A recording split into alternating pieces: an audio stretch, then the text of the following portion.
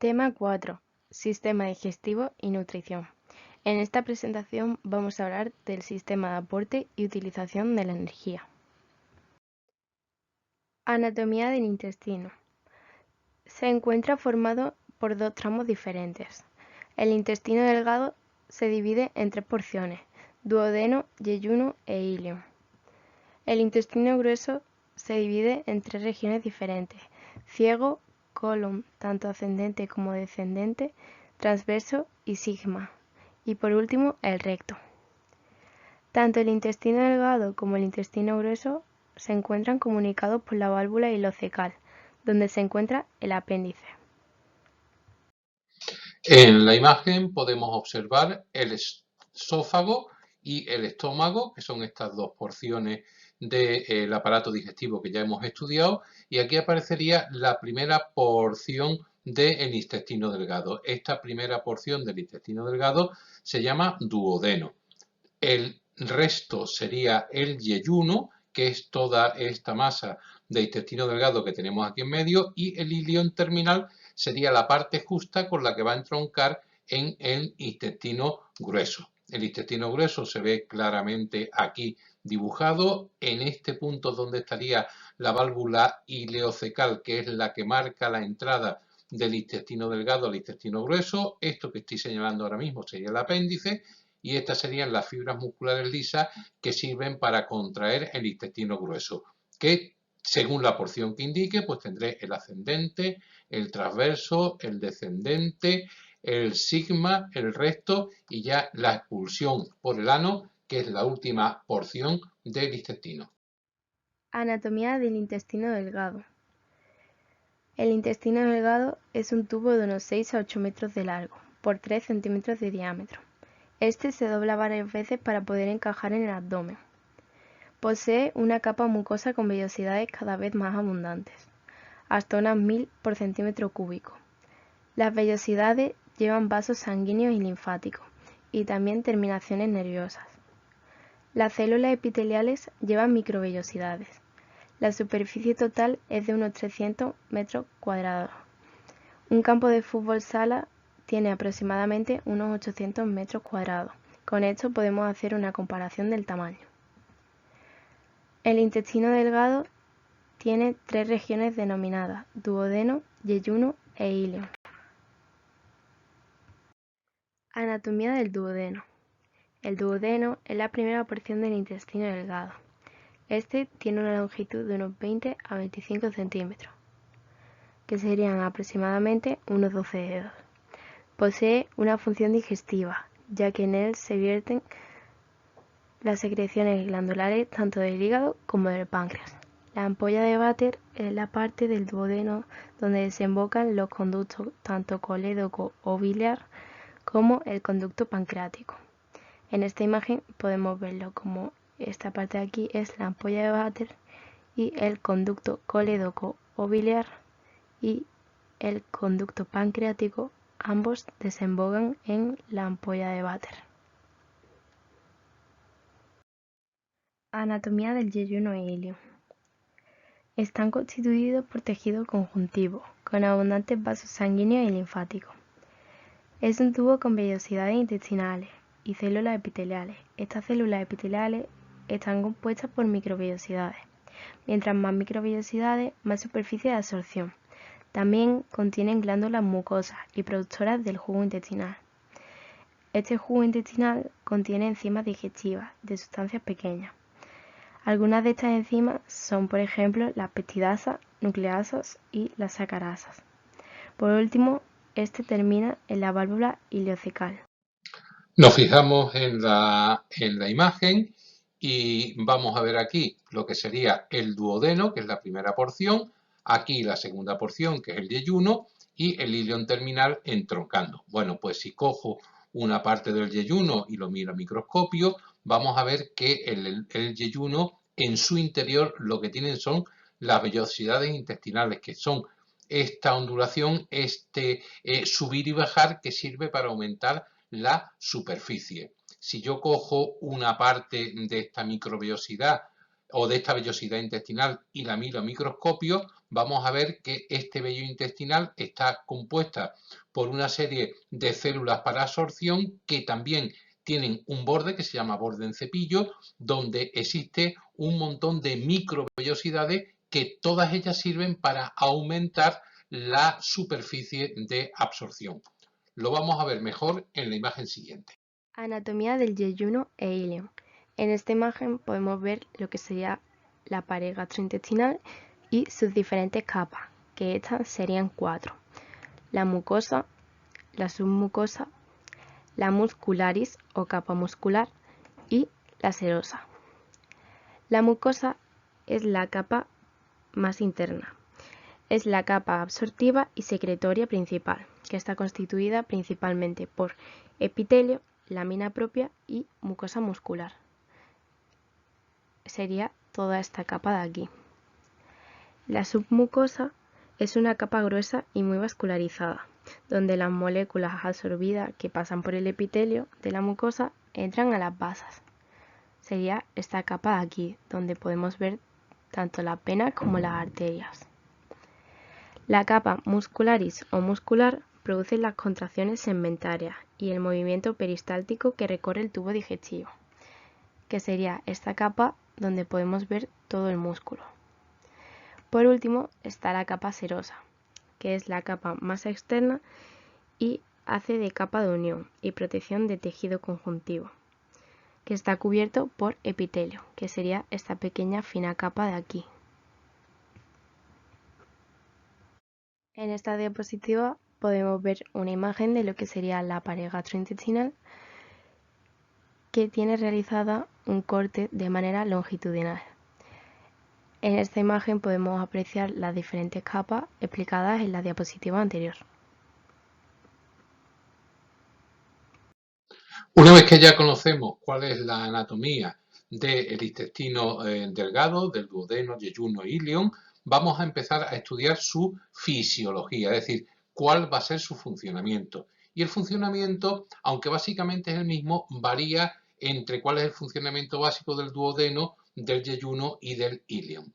El duodeno fundamentalmente va a completar el proceso digestivo. ¿Por qué? Porque si os dais cuenta es la primera porción, aquí tenemos el estómago y aquí tenemos la primera porción. Como hemos dicho, aquí va a desembocar en la ampolla de váter mediante un esfínter que se llama el esfínter de Oddi, pues lo que es el conducto biliar común, lo que es el colédoco y lo que es el conducto pancreático.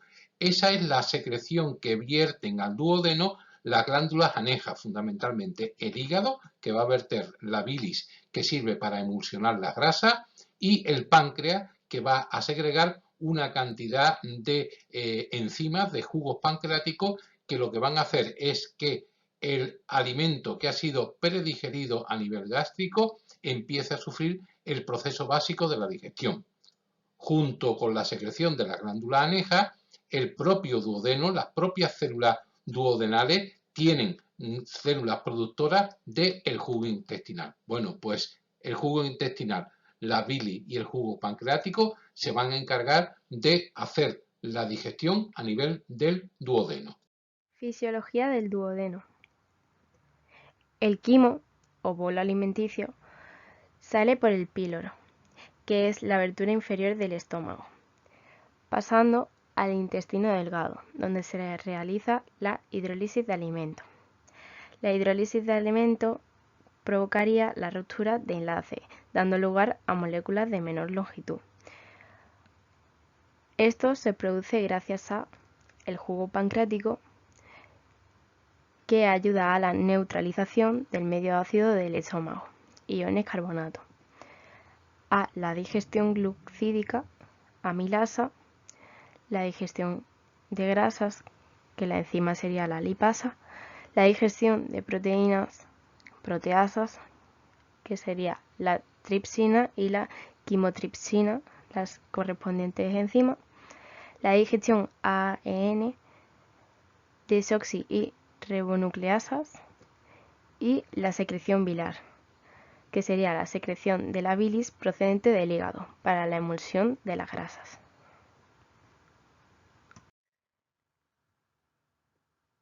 La digestión final de nutrientes de pequeño tamaño mediante los jugos intestinales. Las peptidasas, lipasas, maltasas, sacarasas, lactasas y nucleasas, que son enzimas, junto al peristaltismo, que son el conjunto de movimientos de contracciones del tubo digestivo, transforman lo que sería el quimo en el quilo, que es un compuesto más fluido con los siguientes nutrientes: los monosacáridos, la glicerina, los ácidos grasos, los aminoácidos, las vitaminas, el agua, las sales minerales y otros productos que son indigeribles. En este cuadro lo que se intenta explicar de alguna manera es el proceso de la digestión química de todos los principios inmediatos. Aquí tenemos los principios inmediatos: glúcidos, proteínas, grasas, lípidos, agua y sales minerales. Esto es lo que se aporta en la dieta. Y aquí tenemos los diferentes órganos, los diferentes tramos del tubo digestivo: la boca, el estómago, el intestino, lo que sería la pared intestinal, ¿vale? Lo que es el proceso de absorción, y los vasos sanguíneos. Mire usted cómo se digieren, cómo se hace la digestión de estos principios inmediatos hasta que obtenemos las partículas elementales que se pueden absorber y vehiculizar en sangre. Pues para eso está la digestión.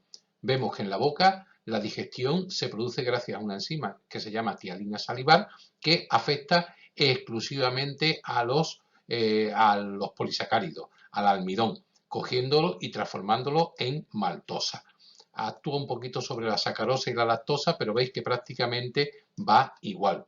No actúa para nada en las proteínas, no actúa para nada sobre las grasas y no actúa para nada en la agua y las sales minerales.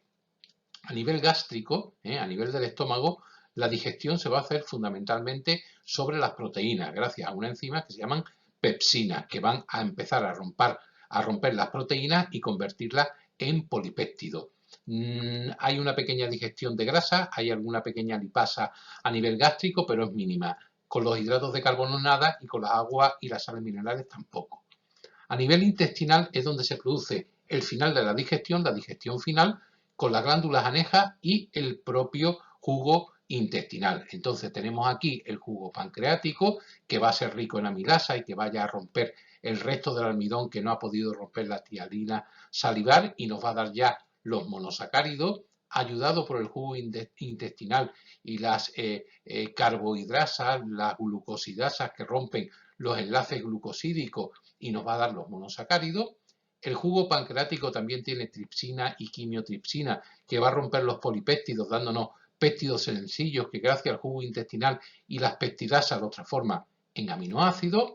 Y a nivel de grasa, la lipasa pancreática y la lipasa intestinal son dos enzimas que son capaces de digerir la grasa y transformarlo en ácidos grasos y en glicerina, el glicerol.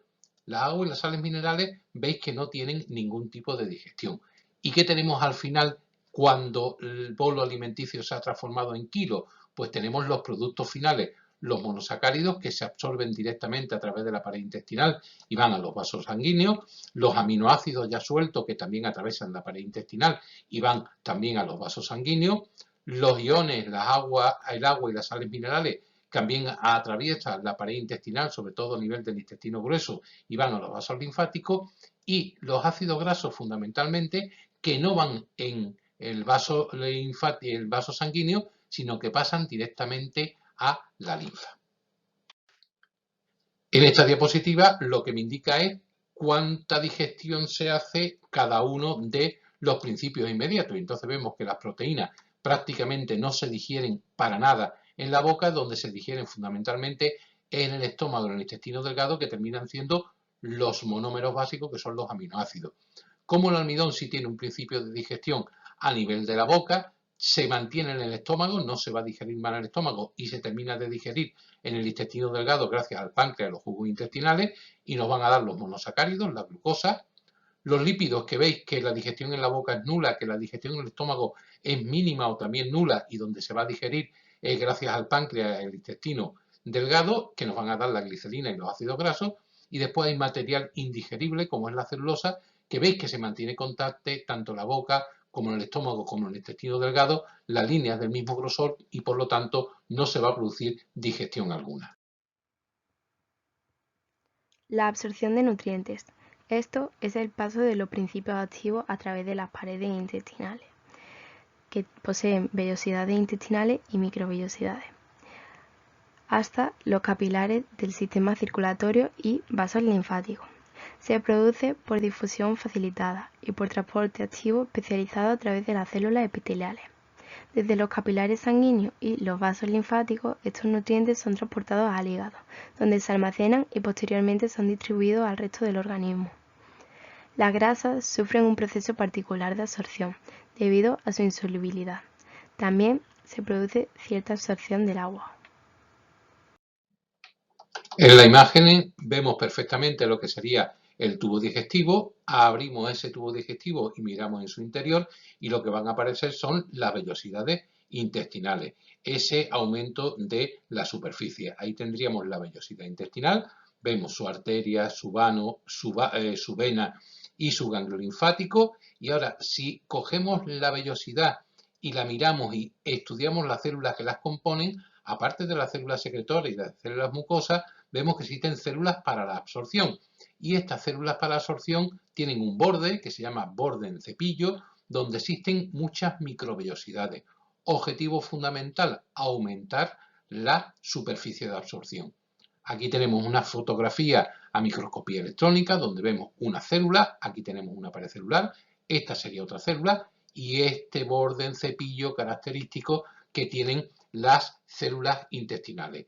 Importante en este tema diferenciar lo que es una vellosidad intestinal de lo que son las microvellosidades intestinales.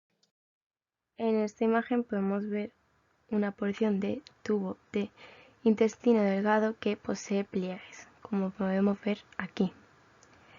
La capa mucosa del tubo del intestino delgado posee vellosidades y estos poseen vasos sanguíneos y vasos linfáticos, además de terminaciones nerviosas, como podemos comprobar. Las células epiteliales que componen estas vellosidades contienen microvellosidades, como podemos ver en esta imagen a microscopio. El total de esta superficie son 6 metros de largo, que sería equivalente a unos 300 metros cuadrados de superficie. En resumen, lo que debemos saber sobre la absorción es que los monosacáridos pasan a la sangre, los ácidos grasos pasan a la linfa y los aminoácidos pasan a la sangre. En esta imagen lo podemos ver como las proteínas, al romperse sus enlaces, forman los aminoácidos y estos pasan a los vasos sanguíneos. Los carbohidratos igual, rompen sus enlaces formando monosacáridos y estos pasan a los vasos sanguíneos a través de las paredes intestinales. Los ácidos grasos pasan por las paredes intestinales y llegan a los vasos linfáticos. Y la pregunta del millón, una vez que se ha producido la absorción de estos nutrientes, ¿a dónde se dirigen? Mirad, pues en este gráfico lo tenéis muy claramente puesto. Aquí tenéis la vellosidad intestinal, aquí tenemos la arteria y la vena capilar y aquí tenemos el vaso linfático. Hemos dicho que glúcidos y proteínas fundamentalmente van por el vaso sanguíneo, por el capilar sanguíneo, hacia el hígado, como ya comentamos, a través de una vena especial que se llama la vena porta hepática. Esa vena porta hepática va depositando todos esos nutrientes en el hígado que se convierte en el gran organizador de los nutrientes dirigiéndolos allá donde haga falta. De tal suerte que cuando hacen falta lo va a mandar por la cava inferior a la aurícula derecha, de la aurícula derecha al ventrículo derecho y de ahí a toda la circulación general. Y la grasa, hemos dicho que las grasas tienen una manera especial de transporte en forma de kilomicrones a través del circuito linfático. El circuito linfático no pasa por el hígado, sino que va directamente por el conducto torácico y dijimos que iba directamente hacia la parte superior de la cava superior y de ahí va a ir nuevamente a la aurícula derecha, ventrículo derecho y al resto del organismo a distribuirse según las necesidades. Anatomía del intestino grueso. El intestino grueso es un tubo de unos 2 metros de largo, y 7 u 8 centímetros de luz. Posee austras en forma de saco y no tiene microvellosidades. Se distinguen tres diferentes partes del intestino grueso: el ciego, el colon y el recto. En el ciego se encuentra el apéndice y el colon es la parte más extensa. El colon tiene tres porciones diferentes: la ascendente, el transverso y el descendente. Finaliza en el recto, que es dilatable con el esfínter anal, de control voluntario. En esta imagen podemos ver las austras en forma de saco y esta parte del intestino grueso sería el ciego, donde está el apéndice. Aquí podemos ver que está el colon ascendente, el colon transverso y por último el colon descendente. Y en esta parte de aquí estaría el recto. En esta visión anteroposterior podemos ver el ciego, donde está el ilion, que sería la unión del intestino delgado con el intestino grueso, y podemos ver también la válvula ileocecal. El intestino grueso se divide en tres regiones diferentes: ciego, colon y recto. En el ciego se encuentra el apéndice vermicularis. El colon se divide en cuatro partes diferentes: el colon ascendente, el colon transverso, el colon descendente y el colon sigmoide. Y por último se encuentra el recto. Señalamos en la imagen pues cada una de estas partes fundamentales del intestino grueso. Hemos dicho que la primera parte se llama ciego, esta es la parte que corresponde al ciego y que tiene el apéndice vermiculares o apéndice vermiforme o simplemente apéndice, ¿vale? Aquí tenemos el intestino delgado, que tenemos la última parte que se llamaba ilion y esta sería la válvula ileocecal. Y ahora la primera porción de colon que aparece sería el colon ascendente.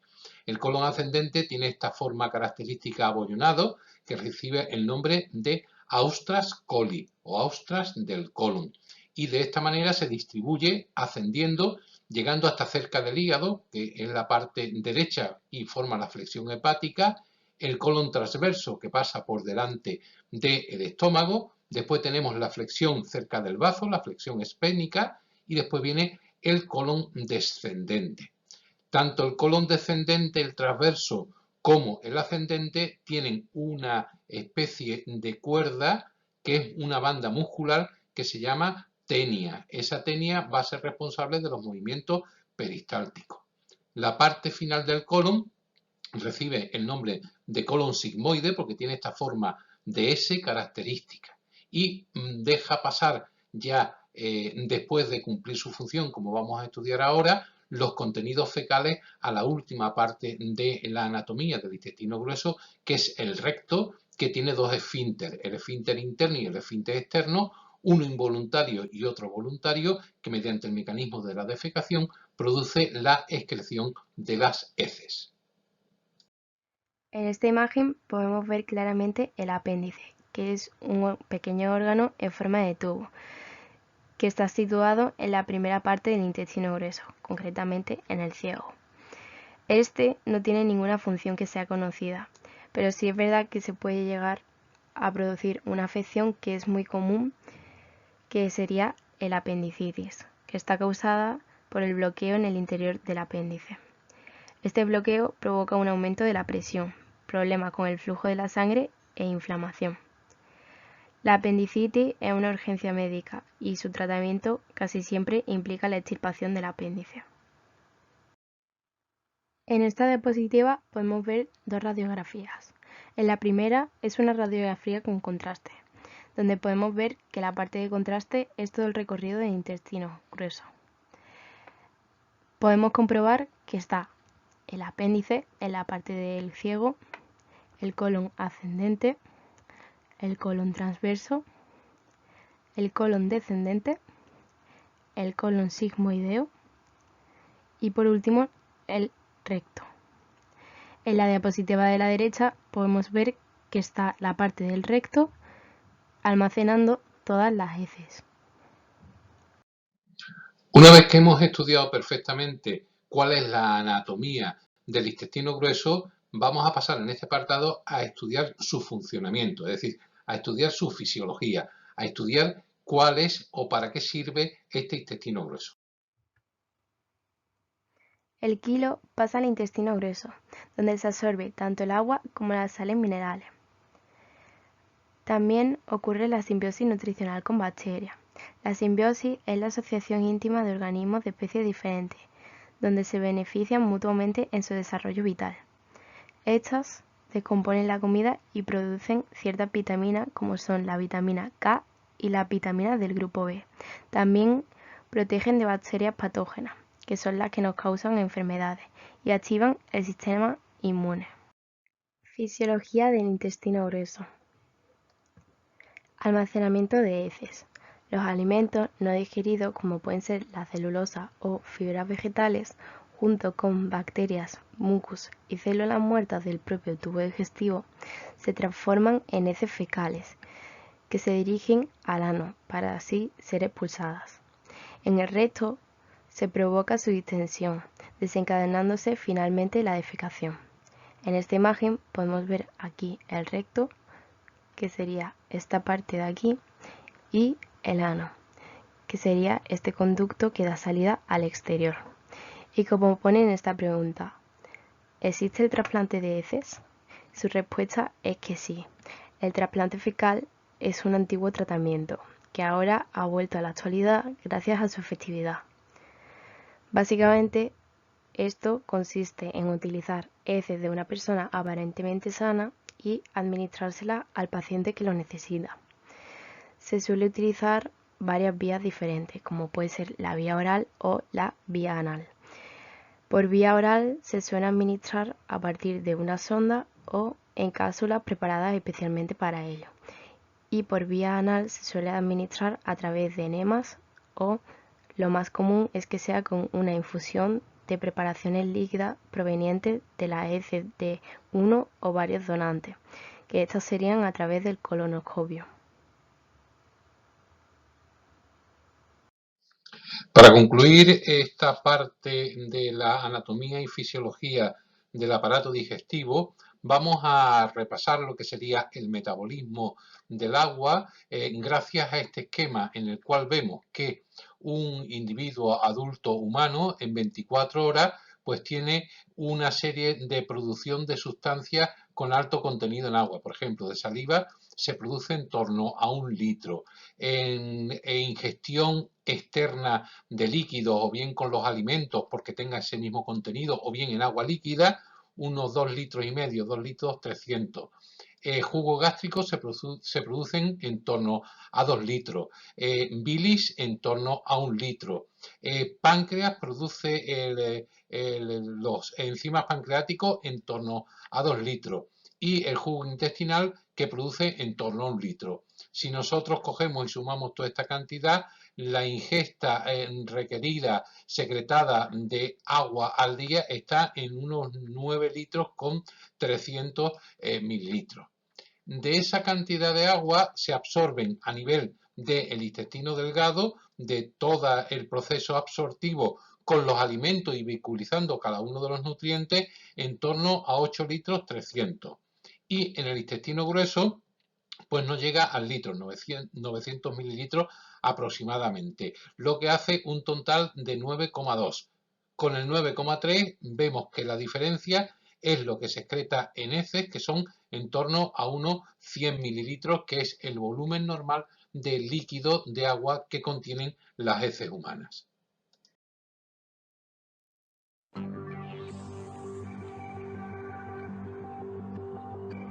La digestión es un proceso por el que el sistema gastrointestinal recupera nutrientes importantes para el cuerpo y convierte químicamente los alimentos no utilizados en desechos. La masticación o trituración de los alimentos en la boca es el primer paso de la digestión. La saliva comienza el proceso digestivo y convierte los alimentos masticados en una masa blanda o bolo. Hace que el bolo se deslice y pueda tragarse y desplazarse fácilmente a través de la garganta y el esófago. El bolo pasa a través del esfínter esofágico antes de llegar al estómago. En el estómago se libera ácido clorhídrico para descomponer las moléculas grandes de los alimentos en moléculas más pequeñas y licuar el bolo. El bolo licuado, que en esta etapa se denomina quimo, pasa a través del esfínter pilórico y entra al duodeno, primera porción del intestino delgado. Aquí las enzimas liberadas por el páncreas, el hígado y la vesícula biliar descomponen aún más el quimo en elementos que el cuerpo puede absorber y utilizar fácilmente.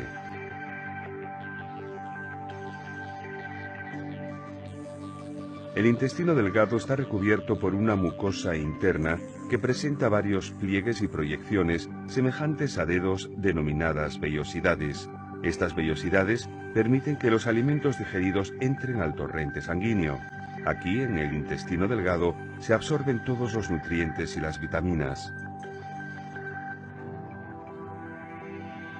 El quimo puede recorrer hasta 20 pies, 6 metros aproximadamente, en el intestino delgado, antes de pasar a través de la válvula ileocecal al intestino grueso.